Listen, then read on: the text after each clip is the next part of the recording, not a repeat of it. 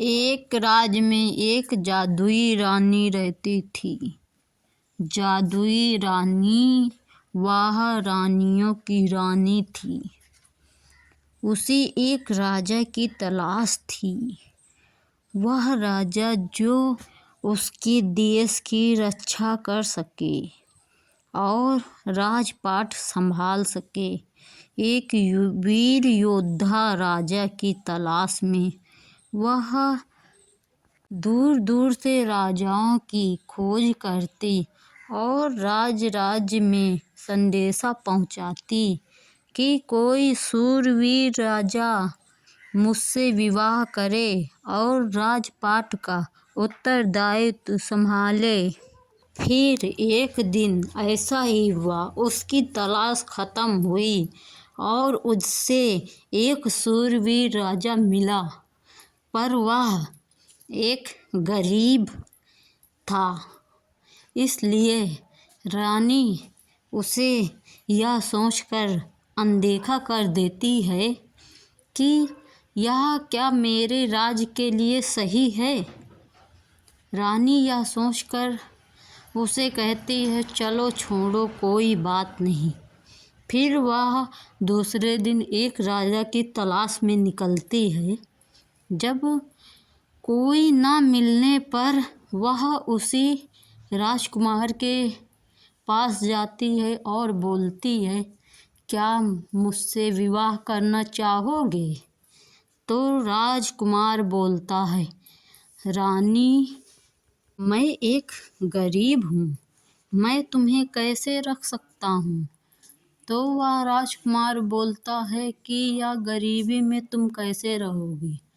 तो रानी बोलती है, तुम फिक्र मत करो, विवाह के पश्चात तुम मेरा राजपाट संभालोगे और मैं तुम्हारे साथ वहीं रहूँगी। तुम्हें इस झोपड़ी में रहने की कोई आवश्यकता नहीं है। तो राजकुमार थोड़ा सा कतराया, फिर बोला कि हे रानी, मेरी बूढ़ी माँ के अलावा मेरा कोई नहीं है और मेरी बूढ़ी माँ फिर क्या करेंगी? तो राजकुमारी बोली कि अपने बूढ़ी माँ को भी साथ ले चलो, वहीं रहेंगी वो भी। तो वह दोनों राजकुमारी और राजकुमार चले गए। विवाह करने के पश्चात राजकुमार को वहाँ का राजा घोषित कर दिया गया। फिर वह राजपाट संभालने लगा और राजकुमारी को यह वरदान मिला था कि उसके विवाह के पश्चात वहाँ की प्रजा बहुत खुशहाल रहेगी। और ऐसा ही हुआ। राजकुमारी के विवाह के पश्चात उस देश में शांति और खुशहाली का माहौल बन गया। रानी यह देखकर बहुत खुश हुई और फिर बोली, हे राजकुमार, मैं एक जादुई रानी हूँ। मुझे यहाँ कोई ना होने पर आमंत्रित किया गया था। अब मैं अपने राज्य वापस लौटना चाहती हूँ, तो यह राजपाट तुम्हारे हवाले है। अब तुम इस राजपाट की देख रेख करोगे और इस राजपाट का उत्तरदायित्व संभालोगे।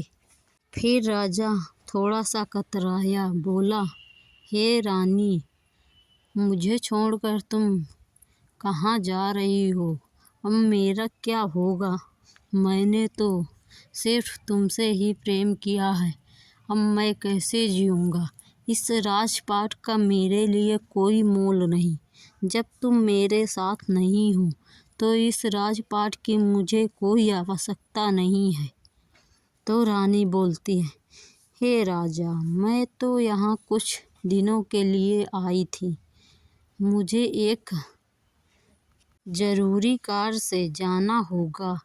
मैं इस राज्य में इसलिए रुकी थी क्योंकि यहाँ के बहुत सारे दुश्मन यह राज्य को अपनाना चाहते थे और इन गरीब लोगों को यहाँ से भगाना चाहते थे। इन गरीब लोगों को देखकर मैं यहाँ रुकी और मुझे इसीलिए एक ऐसे राजा की तलाश थी जो यह राजपाट को अच्छे से देख रेख कर सके, और तुम वही हो। इसीलिए मैं तुम्हें यह उत्तरदायित्व देती हूँ और अब मैं चलती हूँ। अगर मेरा कार्य जल्दी सफल हुआ तो मैं ज़रूर आऊँगी। फिर राजा बोला, ठीक है। अब रानी तो चली गई। अब राजा सारी प्रजा की देख रेख करता, स्वयं अपने की देख रेख ना करता। वह इसी चिंता में रहता कि मेरी रानी कब आएगी। उसकी राह देखता और स्वयं को समझाता कि मेरी रानी जल्द ही आएगी, जल्द ही आएगी, फिर हम दोनों खुशहाली से रहेंगे। 5 वर्ष बीत जाते हैं पर रानी का कोई पता नहीं। अब रानी यह सोचकर खुश रहती है कि राजा तो कोई दूसरी विवाह कर खुश होगा, पर राजा तो उसी की प्रतीक्षा कर रहा था। अब एक दिन रानी टहलते टहलते उसी राज से गुजरी। तब रानी ने सोचा, क्यों न ये भी राज भी घूम लिया जाए।